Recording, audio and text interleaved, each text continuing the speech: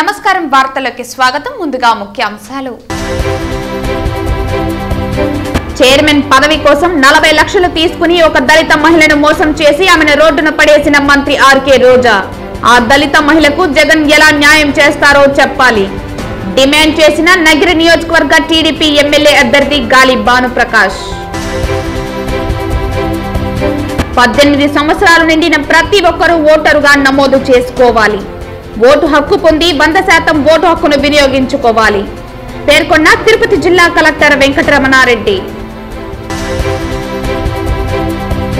సత్ఫలితాలను ఇస్తున్న mobile hunt application సేవలు ఈ అప్లికేషన్ ద్వారా భారీగా మొబైల్ ఫోన్లు రికవరీ వెల్లడించిన తిరుపతి జిల్లా ఎస్పీ పరమేశ్వర్ రెడ్డి విద్యుత్ ఛార్జీల పెంపు ప్రజాభిప్రాయ సేకరణ పేరుతో జరిగే మోసాన్ని గుర్తించి రాష్ట్ర ప్రజలంతా బహిష్కరించాలి పిలుపునిచ్చిన రాయలసీమ పోరాట సమితి కన్వీనర్ నవీన్ కుమార్ రెడ్డి వార్తల్లోని వివరాలు బాబు షూరిటీ భవిష్యత్కు గ్యారంటీ కార్యక్రమంలో భాగంగా పుత్తూరు మున్సిపాలిటీ 22వ వార్డులో నగిరి నియోజకవర్గ తెలుగుదేశం పార్టీ ఎమ్మెల్యే అభ్యర్థి గాలి భానుప్రకాష్ పర్యటించారు ఈ సందర్భంగా టీడీపీ నగిరి ఇన్ఛార్జ్ గాలి భానుప్రకాష్ మాట్లాడుతూ మంత్రి రోజా నగిరి ప్రజల రక్తం తాగుతోందన్నారు ఇన్నాళ్లు ప్రజలు రక్తం తాగి ఎంజాయ్ చేసిన రోజా ఇప్పుడు ఆమె కళ్ళు సొంత పార్టీ వాళ్ళ మీద పడిందని అన్నారు 40 లక్షలు చైర్మన్ పదవి కోసం తీసుకుని ఒక దళిత మహిళను మోసం చేసి ఆమెను రోడ్డున పడేసిందని అన్నారు అన్నదమ్ములతో కలిసి నగిరిని విభజించి దోచుకుంటోందని అన్నారు అవినీతి తప్ప నగిరిలో అభివృద్ధి శూన్యమన్నారు ఆ దళిత మహిళకు జగన్ ఎలా న్యాయం చేస్తారో చెప్పాలన్నారు ఇవాళ నగిరికి ఒక పెద్ద గుదిబండ్లా తరైంది రోజా ఆమె చేష్టలు చూస్తుంటే ప్రజలు కూడా విసిరిపోతున్నారు ఇంత చీప్గా కూడా బిహేవ్ చేస్తుందా ఒక ఎమ్మెల్యే అనేది సభ్య సమాజం కూడా అసహించుకునే పరిస్థితి వాళ్ళు కనబడతా ఉంది నగిరి కాన్స్టిట్యున్సీలో ఒక దళిత మహిళ దగ్గర 40 లక్షల రూపాయలు తీసుకొని పదవి చూపించేసి 40 వసూలు చేసిన ఘనకార్యం ఏంటంటే ఘన చరిత్ర అంటే ఏమికే దక్కింది అది 80 లక్షలు వసూలు చేసి 40 లక్షలు ఇస్తే 3 విడతలుగా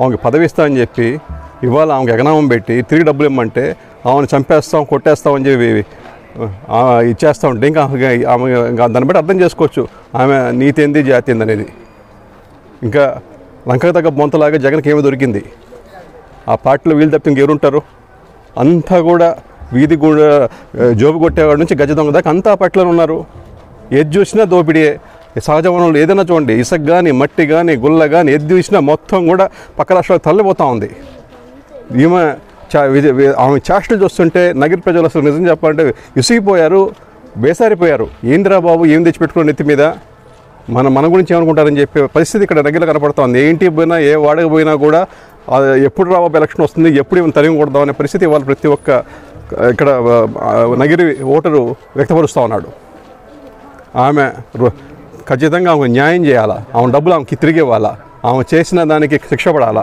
ఎందుకంటే దీనికి ఇన్వెస్టిగేట్ అసలు నిజంగా జగన్మోహన్ రెడ్డికి నీతి నిజాయితీ అని చెప్తాడు కదా ఏదో ఊత పదాలలాగా ఆయన ఏదో పెద్ద అంటే నిజం చెప్పాలంటే కట్టిగా పేదరికంలో ఉన్నట్టు మాట్లాడుతుంటాడు ఆయన నాకు మీడియా లేదంటాడు అంటే చెవులో పువ్వు పెట్టినారా కాలీఫ్లవర్ పెట్టినారా అని ఏమనుకుంటున్నాడు జనాలను అసలుకైనా సాక్షి ఏంది సాక్షి టీవీ ఎవరిది సాక్షి పేపర్ ఎవరిది ఇవన్నీ పెట్టుకొని నాకు పేపర్ లేదంటాడు ఏమనుకుంటున్నాడు జనాలు ఏమనుకుంటున్నాడు దీన్ని బట్టి చెప్పచ్చు ఆయన నిశ్శబ్దత ఎంత ఉందో ఆయన చెప్పే మాటలకి ఎంత మనం వాల్యూ ఇవ్వాలన్నది ఆ రోజు ఏమన్నాడు మద్యపాన నిషేధం చేయకుండా ఓటు కూడా అడగనని చెప్పాడు సిపిఎస్ రద్దు చేస్తా అన్నాడు ఇలా చెప్పుకుంటూ పోతే కోకొల్లలు ఆయన చెప్పిన ఒక్క వాగ్దానం కూడా వాళ్ళు నిలబెట్టుకున్న పరిస్థితి ఎక్కడా లేదు మంత్రి రోజా అన్న కుమారస్వామికి తాను డబ్బు ఇచ్చినా తెదేపా నాయకుల ప్రోత్సాహంతో ఆరోపణలు చేసినట్లు చెప్పడం దారుణమని కౌన్సిలర్ భువనేశ్వరి తెలిపారు తను చేసిన ఆరోపణలపై పుత్తూరు మున్సిపల్ చైర్మన్ ఇతర సభ్యులు ఖండించడాన్ని తప్పుపట్టారు మంత్రి రోజా సభ్యులు మంచివారైతే తనకు పదవి ఇవ్వాలని లేని పక్షంలో బ్యాలెన్స్ మొత్తాన్ని తిరిగి ఇవ్వాలని డిమాండ్ చేశారు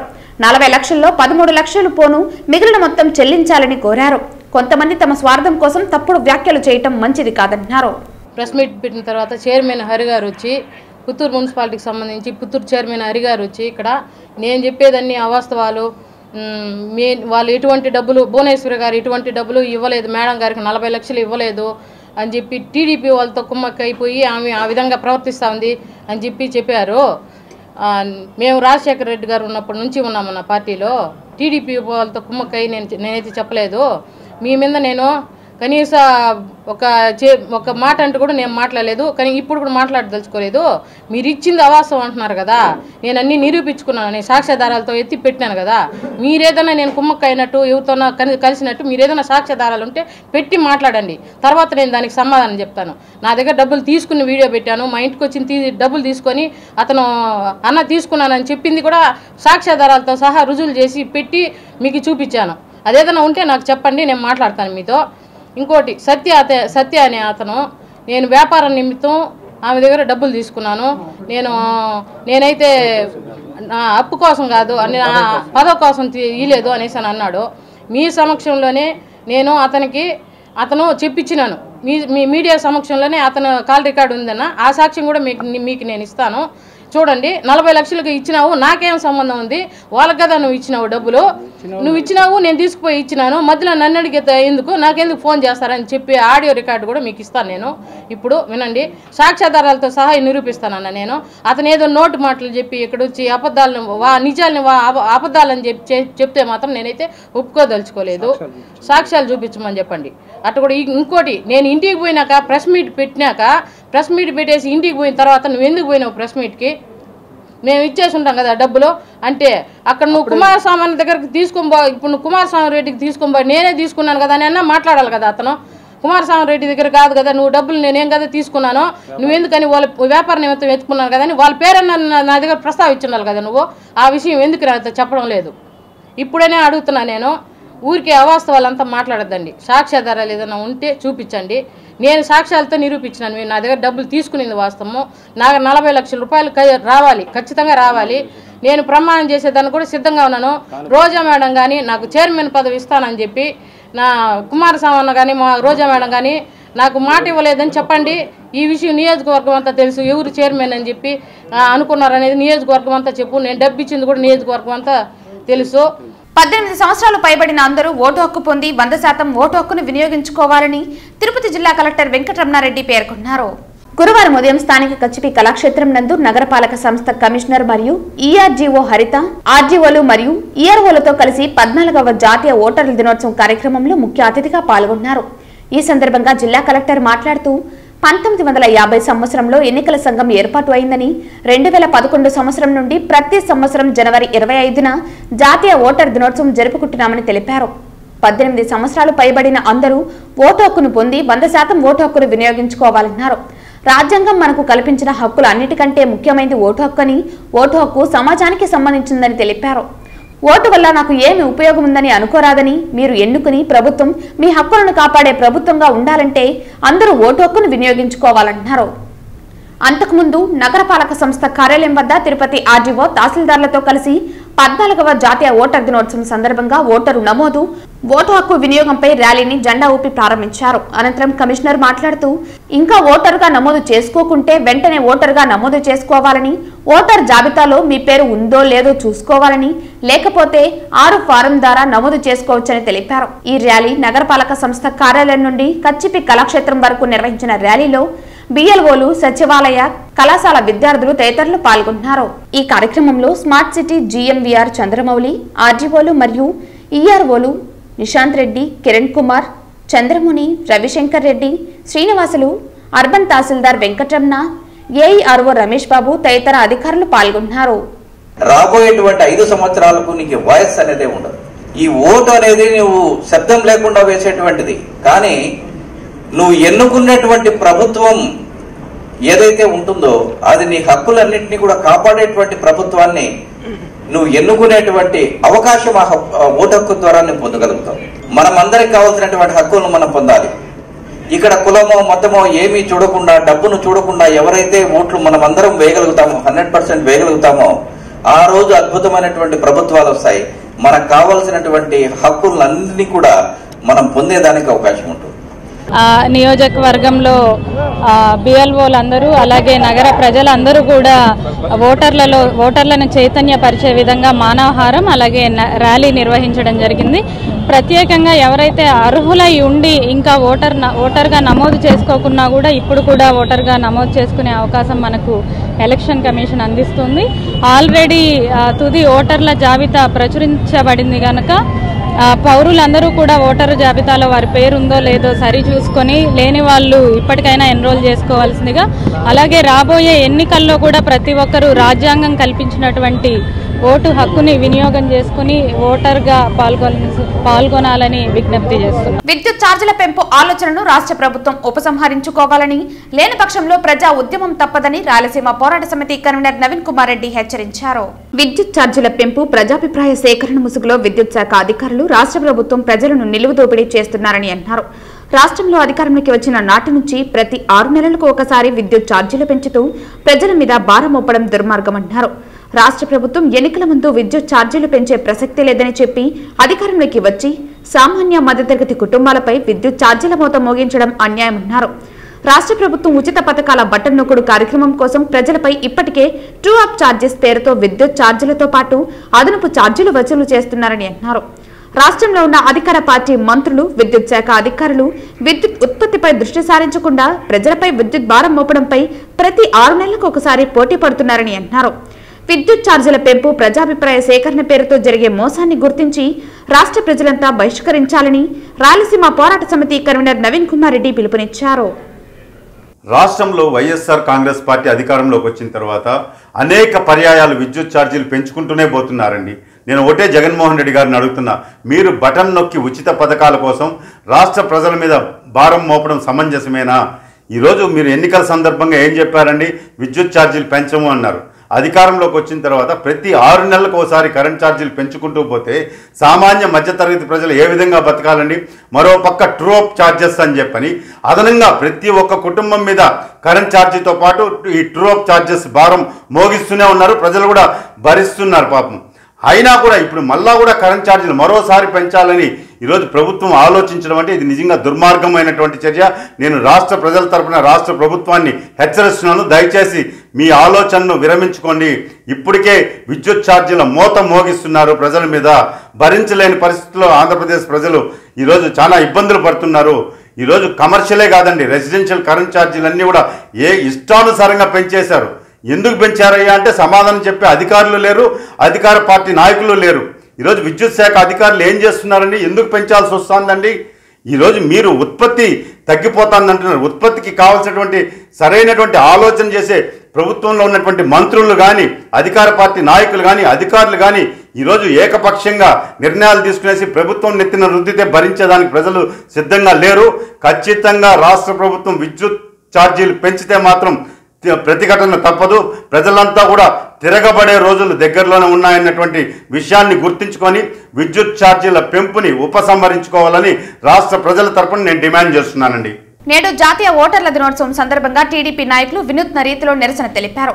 తిరుపతి నగర టీడీపీ నాయకులు కోడూరు బాలసుబ్రహ్మణ్యం ఆధ్వర్యంలో విద్యార్థులు అద్దాలు చేతపట్టుకుని అద్దంలో తమ రూపం కనబడడం లేదు అంటూ రాష్ట్ర ప్రభుత్వంపై నిరసన ర్యాలీ నిర్వహించారు. తిరుపతి నగర టీడీపీ నాయకులు కోడూరు బాలసుబ్రహ్మణ్యం ఆధ్వర్యంలో విద్యార్థులు అద్దాలు చేతపట్టుకుని అద్దంలో తమ రూపం కనిపించడం లేదంటూ రాష్ట్ర ప్రభుత్వంపై నిరసన ర్యాలీ నిర్వహించారు. అనంతరం బాలసుబ్రహ్మణ్యం మీడియాతో మాట్లాడుతూ తిరుపతి నగరంలో 30,000 దొంగ ఓట్లను నమోదు చేయించారని, అధికార పార్టీ నేతలే దొంగ ఓట్లకు కారకులన్నారు. నూతనంగా విడుదల చేసిన ఓటర్ల జాబితాలో మీ పేర్లు ఉన్నాయో లేదో సరిచూసుకోవాలని, మీ పేర్ల మధ్యలో ఫోటోలు వేరే వారి ఉంటే వెంటనే సరిదిద్దుకోవాలని కోరారు. అధికార పార్టీ నేతలు ప్రజాస్వామ్యాన్ని కూని చేస్తున్నారని, యువత మేలుకోవాలని పిలుపునిచ్చారు. ఓటర్ల దినోత్సవం రోజు యువతలో చైతన్యం తీసుకురావడానికి ఈ కార్యక్రమం చేపట్టామని, అద్దంలో ప్రతిబింబాలను కూడా మార్చే గనులు అధికార పార్టీ నేతలని మండిపడ్డారు. ఈరోజు జాతీయ ఓటర్స్ డే సందర్భంగా ప్రజలందరూ తెల్లవారుజామున లేచి అద్దంలో వాళ్ళ ముఖం చూసుకుంటే వాళ్ళ ముఖం కనపడడం లేదంట. పిల్లవాళ్ళందరూ నా దగ్గరికి వచ్చారు, అన్న తెల్లారితో లేచి ముఖం అద్దంలో చూసుకుంటే కనపడడం లేదన్నా, వేరే వాళ్ళ ముఖం కనపడుతుందిరా అన్నారు. అరే అది ఎందుకు అవుతుందిరా అంటే, అన్న నాదే కాదు మా తల్లిదండ్రులు ఎవరైతే ఉండారో వాళ్ళు కూడా ఓటర్ లిస్టులో వాళ్ళ పేర్లు తీసేశారు, వాళ్ళు ఫోటోలు తీసేశారు, వాళ్ళ ఐడెంటిటీ మార్చేశారు. అంటే ఈ దేశంలో డెమోక్రసీ యాడిగిపోతుంది. 30,000 దొంగ ఓట్లని చేర్చి మా ఐడెంటిటీని మార్చి మేము బతికున్నామా చచ్చిపోయామా అని ఒక ప్రశ్న ఈరోజు అందరికీ వస్తుంది. అద్దంలో మొహం కనపడడం లేదు అంటే మా ప్రతిబింబం కూడా వీళ్ళు మాయం చేసేశారు. అంటే వీళ్ళు కేవలము దొంగ ఓట్లతో తిరుపతిలో చుట్టుపక్కల ప్రాంతాల్లో గెలవాలనుకుంటున్నారా? అదేనా మీ కోరిక? ప్రజాస్వామ్యాన్ని ఇలాంటి కళ రాసుకొని మీరు దొంగ ఓట్లు చేర్చుకొని గెలవాలనే ప్రయత్నం ఎందుకు చేస్తున్నారు? అంటే మీకు నమ్మకం లేదు మీరు గెలుస్తారనేసి. దానికని ప్రతి ఒక్క తల్లిదండ్రుల్ని వాళ్ళ ఓటర్లను తీసేసి మీరు మీ వ్యక్తులు పెట్టుకుంటున్నారు, మీ ఐడెంటిటీ పెట్టుకుంటున్నారు. దీనికి ప్రజలందరూ నిరసన వ్యక్తం చేస్తున్నారు. నాకు తెలిసి డెమోక్రసీలో ఈ నిరసన ఎప్పుడు జరగలేదు. ప్రతి ఒక్కరు అసలు నేను ఉన్నానో బతికున్నానా లేదని అడిగే రోజు. కాబట్టి మేము ఒకటే డిమాండ్ చేస్తున్నాం. దానికి ఎవరైతే పరస్పరం వాళ్ళు ఇప్పుడు అడ్మినిస్ట్రేషన్ని వాళ్ళు ఒక నిర్ణయం తీసుకున్నారు. మేము పొలిటికల్ లీడర్ల పైన కూడా ఒక నిర్ణయం తీసుకోవాలంటున్నాము. ఖచ్చితంగా వాళ్ళని ఓటర్ లిస్టు ఎవరైతే ఈ విధంగా చేశారో వాళ్ళని ఎన్నికలకి అనర్హులుగా ప్రకటించండి. ఎలక్షన్ కమిషన్కి దృష్టికి తీసుకురండి. నేషనల్ టూరిజం దినోత్సవం సందర్భంగా తిరుపతి మహతి ఆడిటోరియం నుండి పద్మావతి మహిళా వర్సిటీ వరకు 2K రన్ నిర్వహించారు. ఈ మ్యారథాన్లో అధికారులు మరియు విద్యార్థులు పాల్గొన్నారు. నేషనల్ టూరిజం డే ఈరోజు మనమందరము సెలబ్రేట్ చేసుకుంటున్నాము.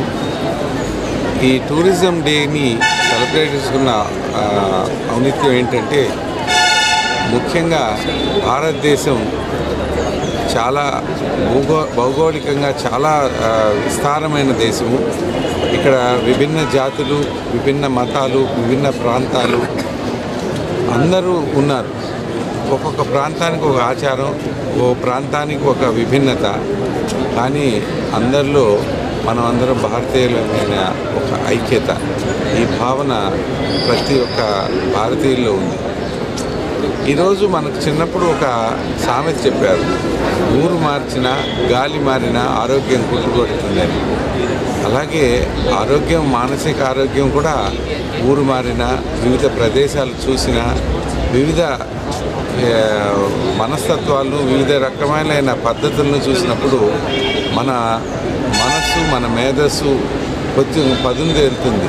అందుకని ఈరోజు ఈ నేషనల్ టూరిజం ద్వారా మనం వివిధ ప్రాంతాలను దర్శించి ఆ ప్రాంతాల్లో ఉన్న విభిన్న పద్ధతులను తెలుసుకొని దానిలో ఉన్న మంచిని గ్రహించి అది మనలో మన అలవాటుగాను మన మార్చుకోగలిగితే మన యొక్క మూర్తిమత్వం అంటే పర్సనాలిటీ ఎన్రిచ్ అవుతుంది.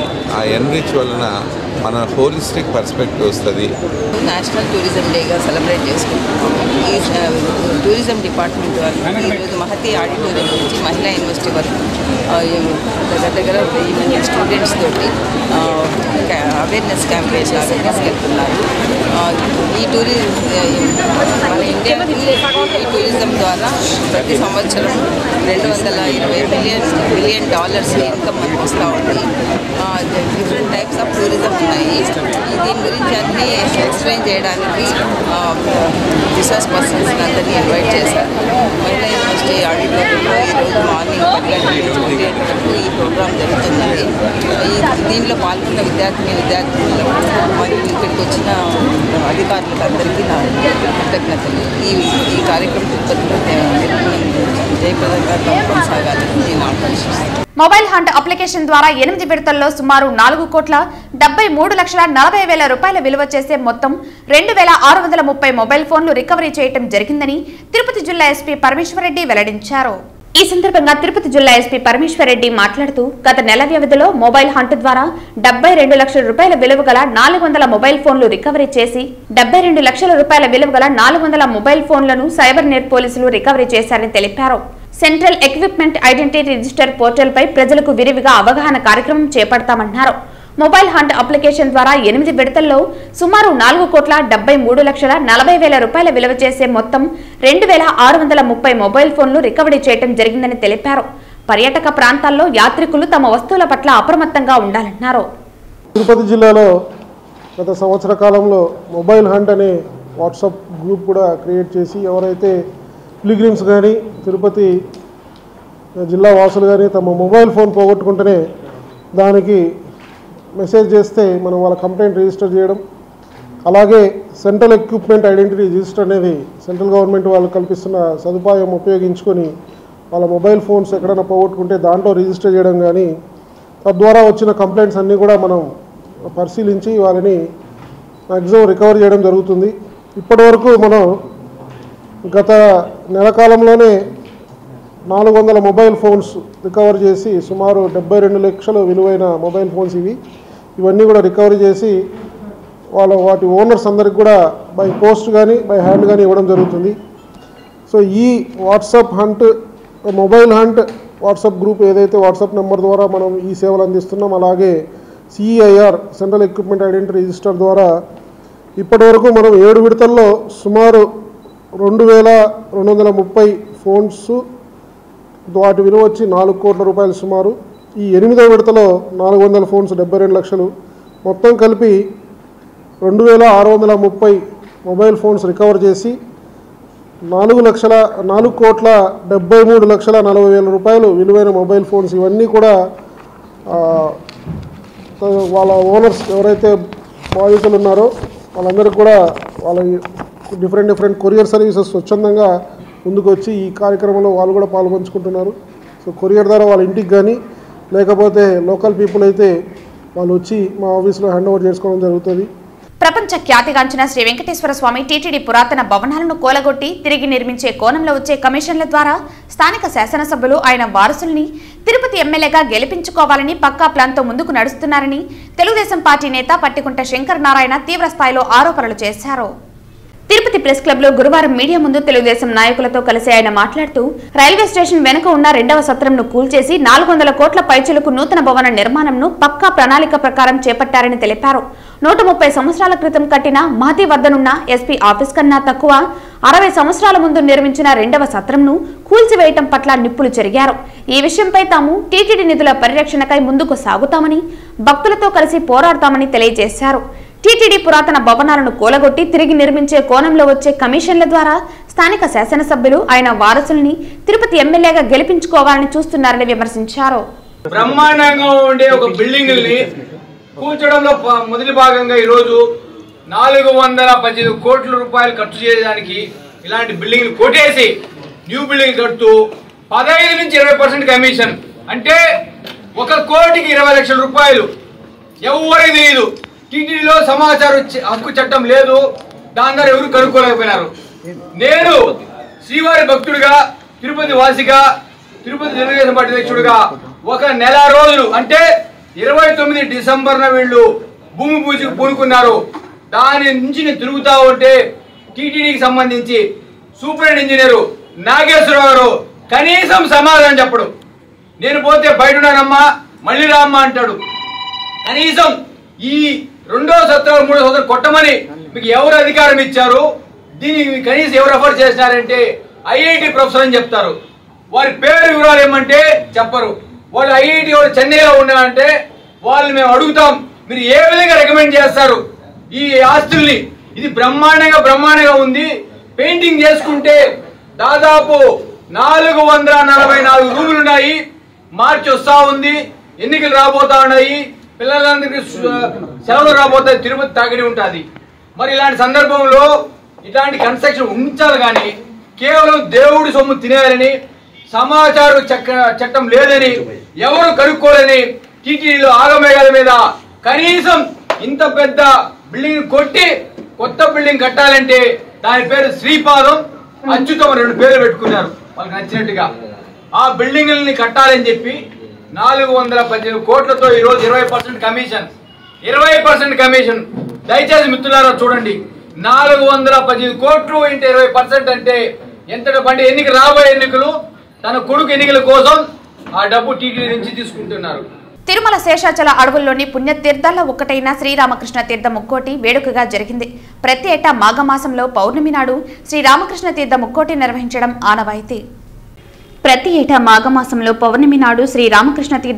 నిర్వహించడం ఆనవాయితీ. శ్రీరామకృష్ణ మహర్షి తపోలంలో ఈ పుణ్యతీర్థాన్ని సృష్టించినట్లు పురాణాల ద్వారా తెలుస్తోంది. శ్రీవారి ఆలయం నుంచి అర్చక సిబ్బంది మంత్రోచ్చరణ చేసుకుంటూ ఊరేగింపుగా బయలుదేరి ఉదయం 9 గంటలకు శ్రీరామకృష్ణ తీర్థానికి చేరుకున్నారు. అక్కడ కొలువై ఉన్న శ్రీరామచంద్రమూర్తి, శ్రీకృష్ణ భగవానుల విగ్రహాలకు పాలు, పెరుగు, చందనం తదితర సుగంధ ద్రవ్యాలతో విశేషంగా అభిషేకం చేశారు. ప్రత్యేక పూజలు నిర్వహించి నైవేద్యం సమర్పించారు. రామకృష్ణ తీర్థానికి వెళ్లే భక్తులకు అన్నప్రసాదం వితరణ చేశారు. రామకృష్ణ తీర్థానికి పెద్ద ఎత్తున స్థానికులు, భక్తులు పాల్గొన్నారు. తిరుమల శ్రీవారిని ఈ రోజు ఉదయం వీఐపీ విరామ సమయంలో తెలంగాణ ఎమ్మెల్యే మాల్రెడ్డి రంగారెడ్డి స్వామివారిని దర్శించుకున్నారు. ఆలయ అధికారులు ఆయనకు స్వాగతం పలికి దర్శన ఏర్పాట్లు చేశారు. దర్శన అనంతరం రంగనాయకుల మండపంలో వేద పండితులు వేద ఆశీర్వచనం అందించగా టీటీడీ అధికారులు తీర్థ ప్రసాదాలు అందించారు. ఆలయం వెలుపల ఎమ్మెల్యే మాట్లాడుతూ 2 తెలుగు రాష్ట్ర ప్రజలు బాగుండాలని స్వామివారిని ప్రార్థించామన్నారు. గత 10 సంవత్సరాల నుండి కష్టాల్లో ఉన్న తెలంగాణ ప్రజలను స్వామివారి దయతో తెలంగాణ ముఖ్యమంత్రి రేవంత్ రెడ్డి కాంగ్రెస్ ప్రభుత్వంలో వెలుగులోకి తీసుకువస్తారని తెలిపారు. ఈరోజు వెంకటేశ్వర స్వామి దర్శనానికి వచ్చిన సందర్భంలో తెలుగు ప్రజలు తెలుగు రాష్ట్రాల్లో సుఖ సంతోషాలతో ఉండాలని, వాళ్ళందరూ నీ భగవంతుడు చల్లగా చూడాలని మాత్రమే కోరుకున్నాం. మేమంతా కూడా తెలంగాణ రాష్ట్రంలో గడిచిన 10 సంవత్సరాల నుంచి కష్టాల్లో ఉన్న ప్రజలను వెలుగులోకి తీసుకొచ్చాం. భగవంతుడు వెలుగులోకి తీసుకొచ్చి ఇచ్చాడు. వాళ్లకు సరి అయినటువంటి పాలన అందించడానికి మా ముఖ్యమంత్రి రేవంత్ రెడ్డి గారి నాయకత్వంలో తెలంగాణ రాష్ట్రం రాబోయేటువంటి 10 సంవత్సరాల్లో పోయిన వెనుకతనం ముందుకు తీసుకురావడానికి ప్రయత్నం చేస్తాం. తిరుమల శ్రీవారిని ఈ రోజు ఉదయం వీఐపీ విరామ సమయంలో టీచర్స్ ఎమ్మెల్సీ చిరంజీవిరావు మరియు రఘువర్మ దర్శించుకున్నారు. దర్శన అనంతరం రంగనాయకుల మండపంలో వేద పండితులు వేద ఆశీర్వచనం అందించగా టీటీడీ అధికారులు తీర్థ ప్రసాదాలు అందించారు. ఆలయం వెలుపల ఆయన మీడియాతో మాట్లాడుతూ రాష్ట్ర ప్రజలు బాగుండాలని, ఆంధ్రప్రదేశ్ దేశంలోనే నెంబర్ 1 రాష్ట్రంగా ఉండాలని స్వామివారిని ప్రార్థించామన్నారు. కాలినడకన వచ్చే భక్తులకు మరిన్ని సౌకర్యాలు కల్పించాలని, గతంలో ఉన్న మాదిరిగానే నడక మార్గంలో వచ్చిన భక్తులకు దర్శనం టికెట్లు కల్పించాలని ఆయన డిమాండ్ చేశారు. ఎమ్మెల్యే సిఫార్సు లెటర్స్ కు వారంలో 6 రోజులు ఇస్తున్నారని, ఎమ్మెల్సీ లెటర్స్ కు 3 రోజులు ఇస్తున్నారని, టీటీడీ వారు అందరికీ ఒకే విధంగా చూడాలని ఎమ్మెల్సీ రఘువర్మ తెలిపారు. అన్నదానంలో నాణ్యత పెంచాలని, శ్రీవారి భక్తులకు నాణ్యమైన ఆహారం అందించాలని తెలిపారు. దర్శనం అయితే బాగానే జరిగిందండి. రాష్ట్ర ప్రజలు రాష్ట్రం సర్వతోముఖ అభివృద్ధి జరగాలని, ఆంధ్రప్రదేశ్ ప్రజలకి మంచి జరగాలని, భారతదేశంలో ఆంధ్రప్రదేశ్ ప్రథమ స్థానంలో ఉండాలని స్వామివారిని రాష్ట్ర ప్రజలందరి తరఫున మేము కోరుకోవడం జరిగింది. రాష్ట్రంలో గ్రాడ్యుయేట్స్ కానీ ఉపాధ్యాయులు కానీ ప్రభుత్వ విధానాల పట్ల వారు ఆల్రెడీ ఒక అభిప్రాయంతో ఉన్నారు. ఆ అభిప్రాయానికి అనుగుణంగా రేపు నిర్ణయం తీసుకుంటారు. మనం దేవస్థానం దగ్గర ఉన్నాం, ఇంతకంటే ఎక్కువ మాట్లాడకూడదు. ఉత్తరాంధ్ర ఉపాధ్యాయ ఎమ్మెల్సీ పాకలపాటి రఘువర్మ ఈరోజు తిరుపతి దర్శనానికి వస్తూ మరి మా ఉపాధ్యాయులు అదేవిధంగా బంధువులు మిత్రులతో రావడం జరిగింది. ఇప్పటికైతే మాత్రం భక్తులు కాలినడకకు వచ్చినటువంటి భక్తులకు మాత్రం కొంచెం ప్రత్యేకమైన ఏర్పాట్లు చేయవలసిన అవసరం అయితే ఎంతైనా ఉంది. కారణం ఎందుకంటే వాటికి టోకెన్ సిస్టమ్ పెట్టి ఇది వరకు కూడా ఎంతమంది ఎప్పుడు వచ్చినా సరే వాళ్ళకి అవకాశం కల్పించినటువంటి సందర్భాలు అయితే ఉన్నాయి. కానీ ఇప్పుడున్నటువంటి పరిస్థితుల్లో సుదూర ప్రాంతాల నుంచి భక్తులు మాత్రం కొన్ని సౌకర్యాలు మాత్రం లాభభూయిష్టంగా అయితే మాత్రం ఉన్నాయి. దీన్ని దేవస్థానం వారు ఒక మంచి పద్ధతిలో ఆలోచించి వారికి మంచి ఏర్పాట్లు చేస్తే భక్తులు ఆనందిస్తారు, ఆ స్వామివారిని దర్శించుకునే అవకాశం ఏర్పడుతుంది. మరి అదేవిధంగా ఎమ్మెల్యేలకు ఏంటంటే సిఫార్సు లెటర్ అనేవి మరి ఆ వారానికి 6 రోజులు ఇస్తూ ఉన్నారు. ఎమ్మెల్సీలకు మాత్రం ఏంటంటే ఓన్లీ 3 రోజులు 4 రోజులు ఇస్తున్నారు. ఇది కరెక్ట్ కాదు. మరి అందరినీ సమాన పద్ధతిలో చూడాల్సిన అవసరం అయితే ఈ దేవస్థానానికి అయితే ఉందని చెప్పి, ఎగ్జిక్యూటివ్ కమిటీకి అయితే ఉందని చెప్పి తెలియజేసుకుంటూ మరి అన్నప్రసాదాలు కూడా కొంతవరకు కూడా మెరుగుపరచాల్సిన అవసరం అయితే ఉంది. భక్తులు మాత్రం మా దృష్టిలోకి వచ్చినటువంటి విషయం ఏంటంటే కొంతవరకు కొన్ని ఇబ్బందులు పడుతూ ఉన్నారు. వాళ్ళు అంటే తినేటప్పుడు ఆ రైస్ని కూడా క్వాలిటీ పెంచితే మంచిది. ఆ భగవంతుడిని చూసి చాలామంది భక్తులు వేలాది రూపాయలు కోట్లాది రూపాయలు ఇస్తూ ఉన్నారు. మరి సామాన్య భక్తులకి మంచిగా చేసి సేవలు చేస్తే టీటీడీ తాలూకా ఆదేశాన్ని కూడా అందరూ చెప్పుకునే అవకాశం, ఆ స్వామివారి తాలూకా అన్నప్రసాదాన్ని కూడా మంచిగా తింటారని చెప్పి మీ ద్వారా నేను దేవస్థానం రిక్వెస్ట్ చేస్తా ఉన్నాను. తిరుమల శ్రీవారిని పలువురు ప్రముఖులు దర్శించుకుని మొక్కులు చెల్లించుకున్నారు.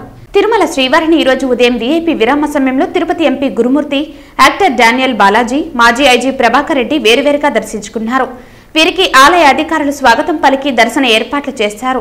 దర్శన అనంతరం రంగనాయకుల మండపంలో వేద పండితులు వేద ఆశీర్వచనం అందించగా టీటీడీ అధికారులు తీర్థ ప్రసాదాలు అందించారు. వార్తలు ముగించే ముందు ముఖ్యాంశాలు మరోసారి.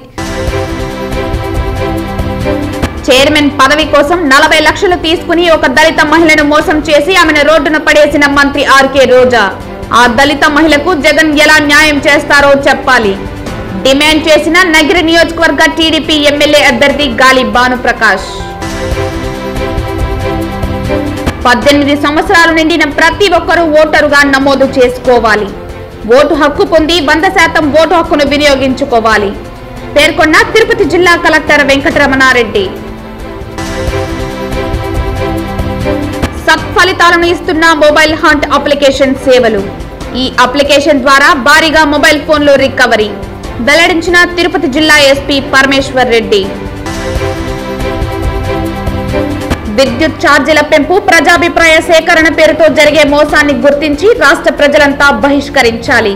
పిలుపునిచ్చిన రాయలసీమ పోరాట సమితి కన్వీనర్ నవీన్ కుమార్ రెడ్డి. ఈ వార్తలు ఇంతటితో సమాప్తం. తిరిగి వార్తల్లో మళ్ళీ కలుద్దాం. అంతవరకు సెలవు. నమస్కారం.